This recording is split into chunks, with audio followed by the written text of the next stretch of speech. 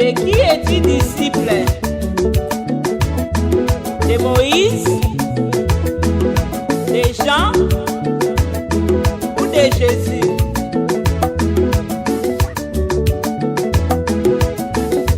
Apôtre Justine Bouy, Nouvelle Alliance de Jésus-Christ. La qui sabanatela, Mbote na bino bana ya Nzambe, libota ya Nzambe oyo balingaka kolanda chaîne na biso ya Deki eti disciple. Na sepeli na yebi ete boza ebele bisika bozwami oyo bolingaka kolanda chaîne na bino. Yangwana lelo toye lisusu pona kotalisa bino maye Nzambe atie katikati na biso po ete biso topesa bino yango. Yangwana avant ke biso to banda tokokumba nanu mitu topesa nanu lokumu na Nzambe. Pambolama kumisama libanga ya talu Nzambe ya Abraham na kumisio Nzambe po ete ondimi kosangisa biso lisusu lelo. Yawe Nzambe pesa bana na yo mayele makanisi ya koyoka kondima pe kosalela liloba oyo otindeli bango na mukolo lelo na kombo na Yesu Kristo aza musungi pe mbikisi na biso. Amen. Topamboli Nzambe na biso po ete akokana kopesa bino litoi na lisu ya koyoka parce que makambo yo eza ya batu nyonso te. Soki yo lelo Nzambe afongoli yo litoi pona oyoka afongoli yo lisu, c'est-à-dire oza mwana ya Nzambe. Soki omoni mutu ayoki makambo yo litoi efungwami te pe lisu efungwami te, aza ya Nzambe te pe akokoma mwana ya Nzambe ata mukolo moko te. Nde na bongo biso toye awa lelo na eloko babengi dime. Babengi yango moko na zomi. Tozomona batu nyonso bakendaka na ba église bazoloba ete mukanda ya Nzambe lobi koya na ndako ya Nzambe maboko pamba te. Ezali mukanda na biso oyo totangaka mikolo nyonso na ba oyo nyonso bakendaka ndako ya Nzambe. Balobi koya na ndako ya Nzambe maboko pamba te. Nde yangwana bakotangela nanu biso mukanda ngo na Deutéronome 16:16. Potomona eske ya solo batu balandaka lolenga Nzambe alobi ubie batu bamisalelaka. Nde lelo toye kotuna yo, de qui es-tu disciple? De qui es-tu disciple? Yo oza disciple ya nani?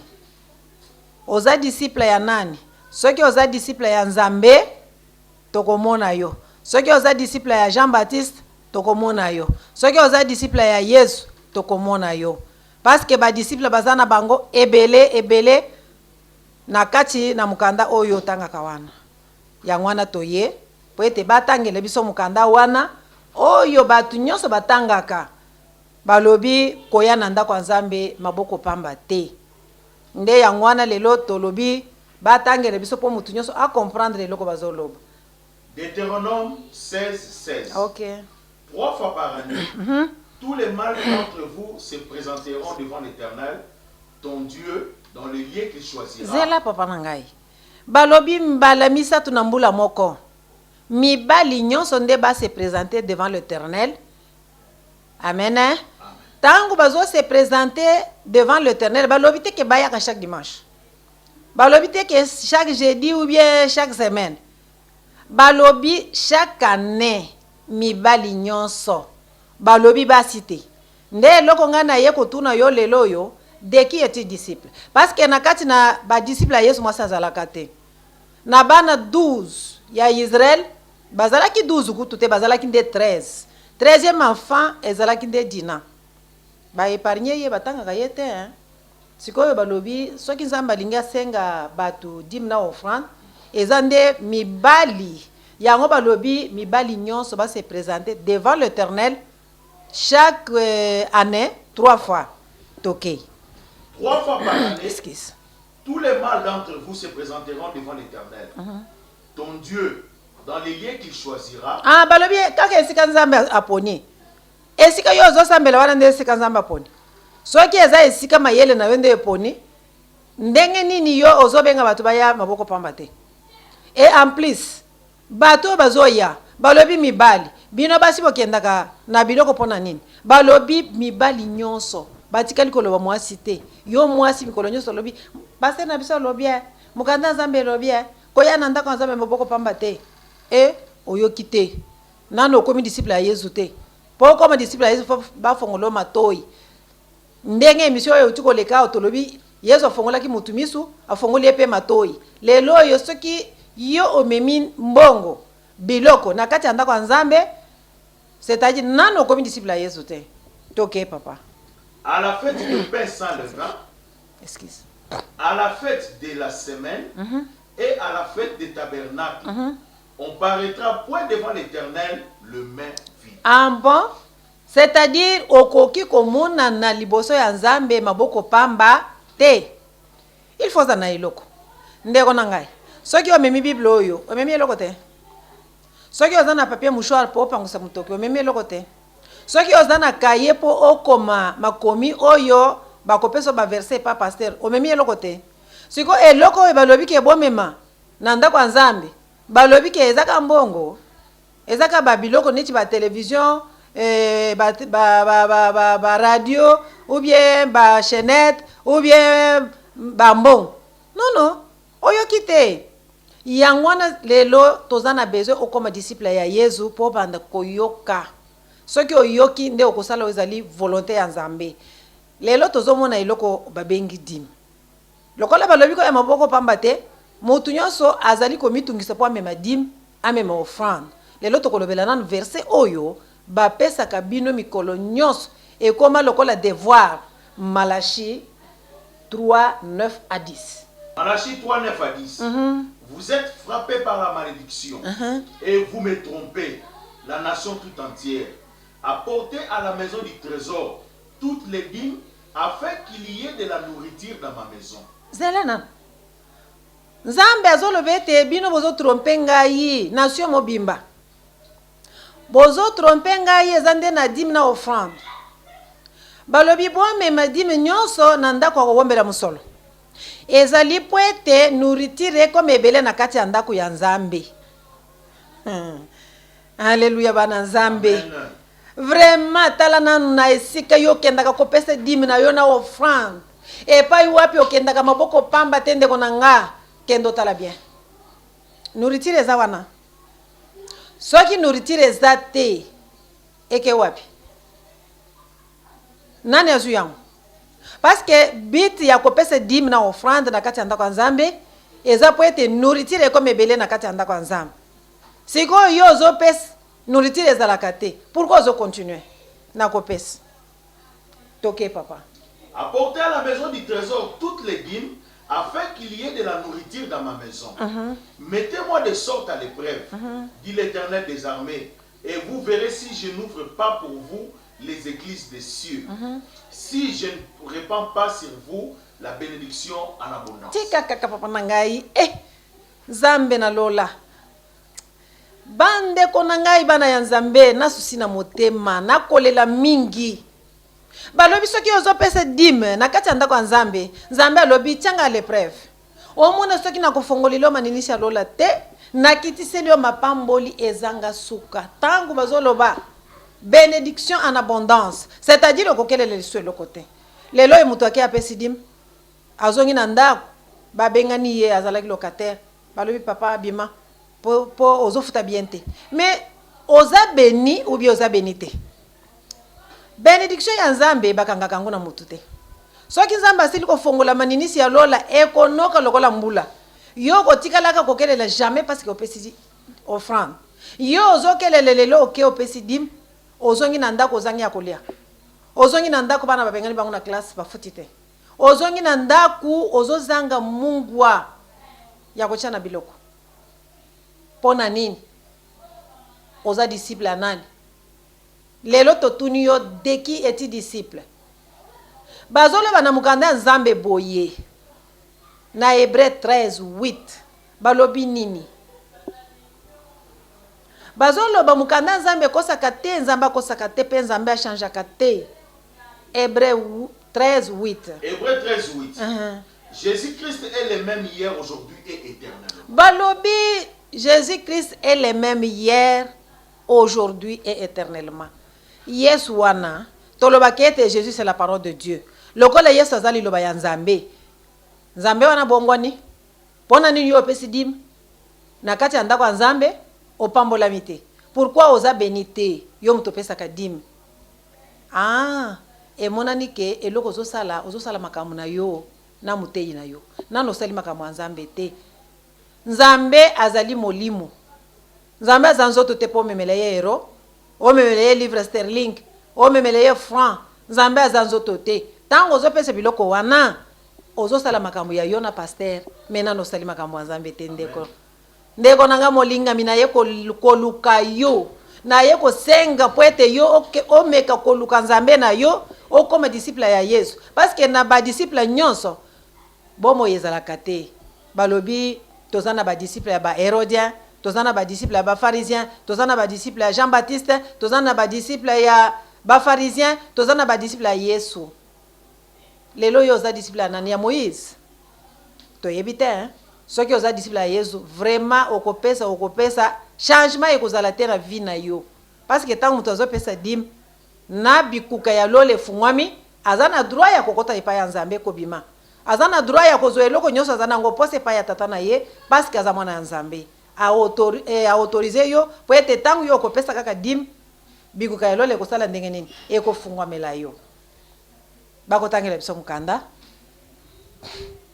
Bapa lukere biso mukanda ya Nzambe na mukanda ya Nombre 8:23 à 26. Bazoloba nini? Mukanda ya Nombre 8 23 à 26. L'Éternel parla à Moïse et dit: Voici ce qui concerne les Lévites. Depuis l'âge de 25 ans et au-dessus de tout, tous les Lévites entrera au service de la tente d'assignation pour y exercer une fonction. Depuis l'âge de 50 ans, il sortira des fonctions et ne servira pas. Abandaki musala ya Nzambe yake abanda ko recevoir dîme na offrande na âge nini. Balobi esengeli muto azo banda musala ya Nzambe, il faut abanda ngo na âge ya 25 ans. Soki amimoni ka 50 ans ekoki abima atika musala wana. Melelo yo okokuta mutu azo banda na 40 abandi wonga pe na komi pasteur, na 50 na komi pasteur. Okosilisa kan otanga ka Bible te? Bible ozotanga ka pona pesa dîme na offrande. Bible ozotanga ka keko ya ndako Nzambe mboko pamba te. Balobi po banda musala ya Nzambe, il faut ozala na âge ya 25 ans et tango ozoko kisaka 50 ans tika bato mususu basala. Mais okokuta mutu azana 70 ans, 60 ans, ye azaka pasteur. Ndenge nini? Yango wana ozopesa dîme, ozozo bénédiction en abondance te. Nazo kende na mikanda tangela biso Hébreu 7 à partir de la première verset jusqu'à 3 okosote otangeli biso 8 bala kisa biso parce que eloko nyonso zosala esengeli ezala na origine nango. Origine na biso bana Nzambe tozali ba descendant ya Abraham. Hébreu 7 3 à 8. Qui est sans père? On commence par 1. Nalobi tozo bandana Hébreu 7 1 à 3 okosote otangeli biso 8. Amen. On lit au nom de Jésus-Christ. En effet, c'est Melchisedec, roi de Salem, sacrificateur du Dieu très haut, qui alla au devant d'Abraham lorsqu'il revenait de la défaite des rois qui le bénit, et à qui Abraham donna la dîme de tout, qui est d'abord roi de justice, d'après la signification de son nom. C'est là, papa. Toko continuer. Balobi Abraham nde mutu ya liboso apesaki dîme pai ya Nzambe. Balobi dîme na ye azuaki na musala ya birote. Azuaki dîme na ye tango abandaki kouta bitumba. Tango auti bitumba biloko nyonso oyo azuaki nde ayaki kokabola na Melchisedek. Amen. Bazolo bete dîme wana atika keloko mususu te apesaki dîme de tout. Ndeko na ngai. Na kati ya ndako yo ozalaka na biloko nyonso. Parce que dîme tango tozoloba soki olingo bozela Nzambe babonzaka na mwana ya liboso. Mwana na yo ya liboso azala kaka ya mubali. Nde babonzaka. Mais oya boti mwana mwasi. Bongo ya boti te. Ya ko pesa Nzambe dîme te.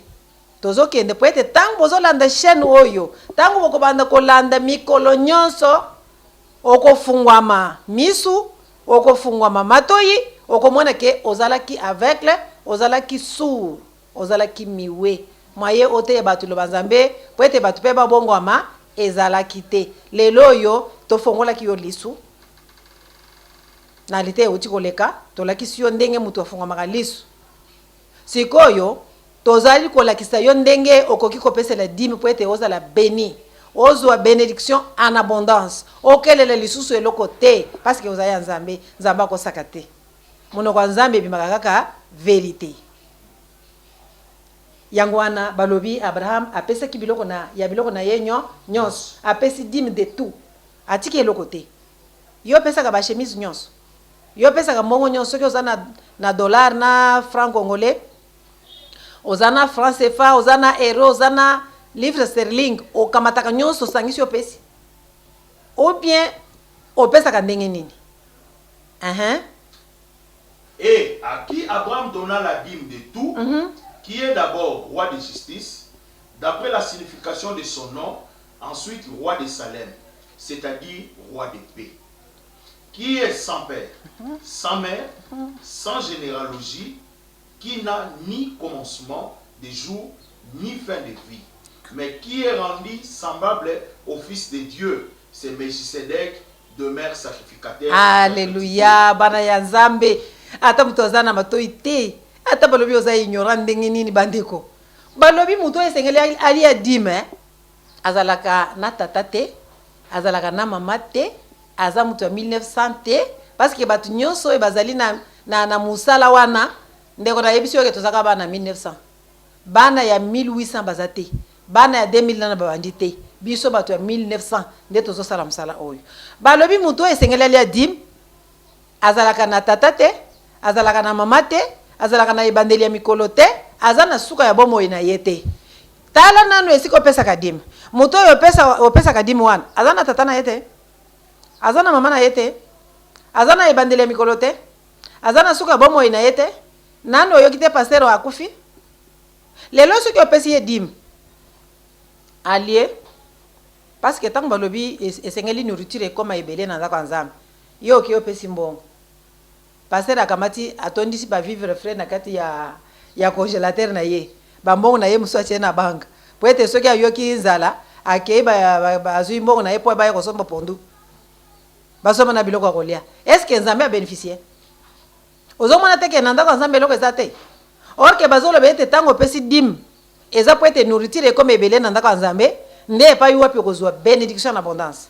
Mais yo pesi mutu mutu akamati atie na compte na ye abandi kokenda kofongola zui asomi biloko na ndenge alingeli akomi kosala ba voyage na ndenge esengeli akomi kosoma mapango akomi kosoma mituka minene a minimiser na yo mutu ozosala cotisation po ete yazala na vie ayebisi yoke bando bandi kobondela tokosenga Nzambe combien de fois po ete yo comme riche okokome riche ndenge nini yo osala cotisation po na ye mutu moko. Pour comme riche, il faut yonde opesa lo lenga Nzambe asengi. Tangu Nzambe asengi yo opesi nde okozala béni. Okozwa bénédiction ndenge nini? Est-ce que mutu akoko bénir muninga na ye mutu? Non. Bénédiction oya solo ezo utande pa ya Nzambe, oya ezalaka na suka. Parce que Nzambe azali éternel. Yango wana sikoyo eloko ba kopesa yo comme bénédiction, il faut ezala paix éternel.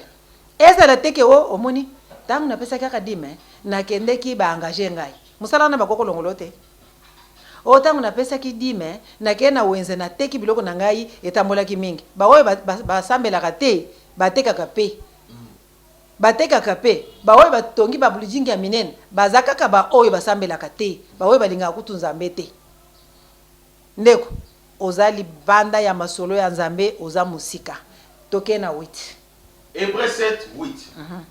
Et ici, ceux qui perçoivent la dîme sont des hommes mortels. Ah, ok. Mais là, c'est celui dont il est attesté qu'il est vivant. Alléluia. Bana ya Nzambe boyoki. Balobi awa esika ngai na yo tonyati matamba. Balobi bawe bazwaka dîme baza bato bakufaka. me kuna eza na moko ya lizwaka dimi wana ya kufaka te yo sepeli kopesa nani epa ya mutu ya kufaka ako kufati soki akufi liboso na yo eke fendi monde we bolobaka wana ke fendi monde ko ya tamwe yeka boye nzambe abandi kotuna yo nasengaki yo dimo opesaki nani napesaki paster songolo wapi yeke ndo senga ye aya nangwao asa akufaki na ye omoni teke opesaki mukufi. Alléluia. Amen. Alléluia bana nzambe ozomona ke okufi opesi mukufi akoki kosekwa te po ya kolakisa dimi wana lokola ye aza mukufi eloko ebomaka ye ebomaka na yo lokola ye aza mukufi na yo mpe aza mukufi nde omoni balobi soki ozali kolanda un aveugle na yo na ye bokokoya kaka na libulu soki aveugle azali kokamba muninga na ye aveugle bakokoya kaka na libulu nde omoni lokola ye aza mukufi azozwa badime na yo mpe oza kaka mukufi épargne mutu te soki pasteur aza mukufi yo oza na bomoi te. C'est pourquoi tozalaka na bapasteur kaka mibale toza na pasteur oyo esengeli yo pesa dim aza pasteur oyo azalaka na ebandeli ya mikolo te oyo azalaka na suka ya bomoi na ye te oyo abandaka mosala na ye à l'âge de 25 ans ntango amoni kaka 50 ans ekoki atiki parce que il faut abanda kolia bajibile po asali mosala me yo sikoyo pasteur na yo lelo tozomona lokola bakonfine batu na mboka mobimba bapasteur bakomi kosenga botindele biso na M-Pesa botindele biso na Orange Money botinda na boy bandeko boza mayele te M-Pesa ekomi ndako ya nzambe balobi ke dime bazoya kopesa nde na kati ya ndako ya nzambe na esika ya trésor wana ezalaka ya mokili te trésor wana eza trésor caché epai wapi muyibi akokokota te epai wapi ekokozwa barui te nde esika okoki kotya dime na yo po ete obika nayebi ke bokomprenaka liloba nzambe te me nazofongola bino papa tanganana mokanda ya Matthieu 22 tobanda na 15 tozokita ti na 21 tanga kaka nyonso. Matthieu 22 15. Alors les pharisiens allèrent se consulter sur les moyens de surprendre Jésus par ses propres paroles. Ils envoyèrent auprès de lui leurs disciples avec les Hérodiens qui dirent: Maître, nous savons que tu es vrai et que tu enseignes la voie de Dieu selon la vérité, sans t'inquiéter de personne, car tu ne regardes pas à l'apparence des hommes. Dis-nous donc, ce qui te semble, est-il permis ou non de payer les tribus à César? Jésus, reconnaissant leur méchanceté, répondit: Pourquoi me tentez-vous, hypocrite? Montrez-moi la monnaie avec laquelle on paye les tribus. Et ils lui présentèrent un denier. Il leur demanda: De qui sont cette effigie et cette inscription? De César, lui répondirent-ils. Alors il leur dit: Rendez donc à César ce qui est à César, et à Dieu ce qui est à Dieu. Alléluia. Amen. Bozo mona ke vraiment nayebi te soki bato batangaka Bible. Ba disciple ya ba pharisien na ba hérodien basangani parce que baza ebele. Bake kotuna Yesu po ete bakanga ye na maloba na ye. Malamu kofuta mpa kutote. Yesu alobi waya nana eloko oyo balobi ke bofuta wana. Batali atuni bango elongi oyo ya nani? Ya César. Makomi oyo ya nani? Ya César. Bopesa nzambe ya nzambe. Tala nanu na mbongo oyo kendaka kopesa. Makomi oyo eza kuna nzambe mutu akomaki yango. Tala nanu elongi oyo ezalaka na kati na mbongo wana ezala ya dollar, ezala ya franc, ezala ya euro. Babilongi wana na makomi wana nzambe mutu akomaki. Eza nzambe te, eza batu ne bakomi. Yango wana eloko ya mutu eza ya mutu, eloko ya nzambe eza ya nzambe. Tala malamu bien. Yo tango zokende kopesa opesi biloko ya nzambe ya batu epa ya nzambe na place ya kopesa nzambe eloko na ye. Nzambe azosenga dime batiaka na poche te, dime batiaka na saki te, dime basimbaka na maboko. C'est pourquoi bazolobe ete dime ozoya kopesa nde biloko ya musala ya maboko na yo ezali te ke okende kokamata biloko ya César opesa Nzambe non oza musika luka nouvelle alliance de Jésus-Christ luka nouvelle alliance de Jésus-Christ biso tozali station nouvelle alliance de Jésus-Christ église na biso ezali église universelle de Jésus-Christ lelo lokola tozali église universelle tozali partout soki oluki biso okozwa biso jamais okopesa dime mbongo ya batu eza ya batu papa lukele biso Deutéronome 29 ayebisa biso pe ya batu eza ya batu ya Nzambe eza ya Nzambe tomoni ke ya batu ezali oyo emonani papa tanga mbango Deutéronome 29.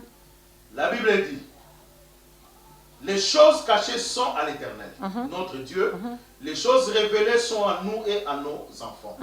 À perpétuité. Tikaka papa. Balobi, les choses cachées sont à l'Éternel, notre Dieu. Et les choses révélées sont à nous. Ndeko mulinga nangai mulinga mi. Oyo linga kaliloba ya Nzambe. Ozana chance. Nzambe atindeli yo chaîne oyo. Po ete obanda kolanda ngo mikolo nyonso ya bomo ina yo. Okozwa vie. Okoyeba mabomba mi ya Nzambe. Soki oyebi mabomba mi ya Nzambe, nde okobika. Tozali na mukanda ya Nzambe, batangela biso yango. Luka Jean 8:30-32. Soki lelo yo lingo koma disciple ya Yesu, nde okodécouvrir mabomba mi ya Nzambe. Dîme na offrande eza mabomba mi. Bible de Genèse à Apocalypse eza mabomba mi. Eza biloko teke ya otangi yo pe o comprendre na mayele na makanisi na yo oyo tangaki na classe ya université eza wana te biloko eza révélation il faut ba révéler yo pour être o comprendre makanisi ya Nzambe pour être ozo bénédiction en abondance dime ce qui muto atamboli il faut à comprendre que eza yanzoto te papa tanga Jean 8:30-32 comme Jésus parlait ainsi plusieurs crient en lui et il dit aux Juifs qui avait crié en lui, si vous demeurez dans ma parole, vous êtes vraiment mes disciples. Vous connaîtrez la vérité et la vérité vous affranchira. Ah, vous avez dit, ndenga tozolo baboy. Yo soki okangi motema etali yo. Ebele bazo ndimela. Ebele bazo luka biso. Yo pe luka biso te. Landa chaîne oyo, oko comprendre que oza musika, oza libanda na makambo nyonso bandaki kosala.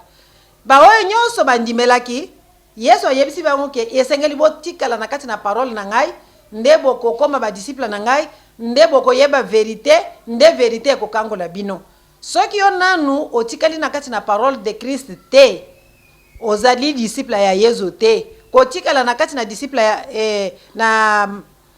na liloba ya Christ ezali nde koyekola chemin parce que na Jean 14:6 bakotanga te yo tanga yo moko Jean 14:6 balobi Yesu alobi je suis le chemin la vérité et la vie c'est-à-dire vie et utakande na kolanda chemin tango kolanda chemin okoyeba vérité ya Nzambe soki balobi dim okoyeba dim eza biloko emonani te dim eza makambo ya Nzambe oyo Nzambe azoloba ete bozo yiba ngai eza nde na dim na offrande nde yango wana ndeko na ngai na banzi biloko oyo eza makambo milai ekoki kosila awa te nde yango wana toyebisi yo ke biso tozali église universelle de Jésus-Christ station nouvelle alliance de Jésus-Christ nde tosengi yo landaka chaîne oyo soki oza pembeni okoki kolanda biso na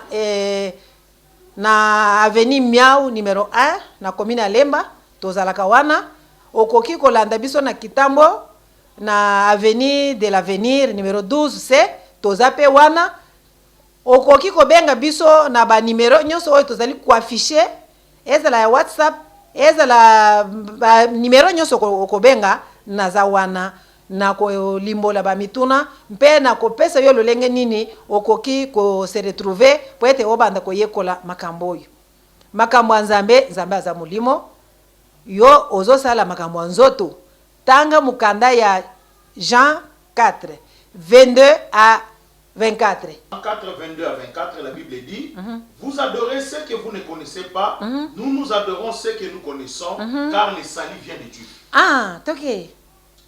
Ozomona ke batu bazali ko adorer eloko bango bayebite. Tango bazolo ba dime ozomona mutu azosala effort po akende kana dime. Soki balobi offrande mutu asali ka effort po ete apesa offrande. balobi koyela ndako ya nzambe maboko pamba te moto ata ya kodefa azodefa osala eloko te ozali koadore eloko oyo oyebi te biloko wana eza bongo te makambo ya nzambe eza molimo tokei. Mais l'heure vient, il est déjà venu, où les vrais adorateurs adoreront le Père en esprit et en vérité. Ah, ozomona ke esengeli to adore topesa nzambe biloko nyonso kaka na lolenga molimo, to adore liloba ya nzambe, to adore nzambe na biso na kopesa ye biloko nyonso oyo asengi. C'est spirituel, ce n'est pas charnel, parce que nzambe azali nzoto te. Ceux qui azali makambo nzoto ndenge nini ba pasteur na biso bazalaka baleka 50 mais bazaka na kati ya service tango bazosala wana, c'est-à-dire bazomimona ka baza ba levite mais tala nanu identité na ye, est-ce que aza levite? Tala kaka identité na ye lokola ye alobi kete ndenga bakomi ndenga yango eza aza levite te ozomona yango wana po ete motu abika il faut alanda parole spirituelle nde tobengi yo ndeko na ngai yaka okobika yaka okozala dessus te maninisi ya lolo ekofungwama okozwa ebele okozala béni éternellement okozala béni éternellement moto akobotola yo bénédiction na yo te moto akobebisa yango te yango nde lelo tosuki awa vraiment nzambe oyo apambolaka bato nzambe oyo abatelaka bato abatela yo kino okodécouvrir secret oyo po ete ozala na vie éternelle na kombo na Kristo Yesu. Amen. Amen.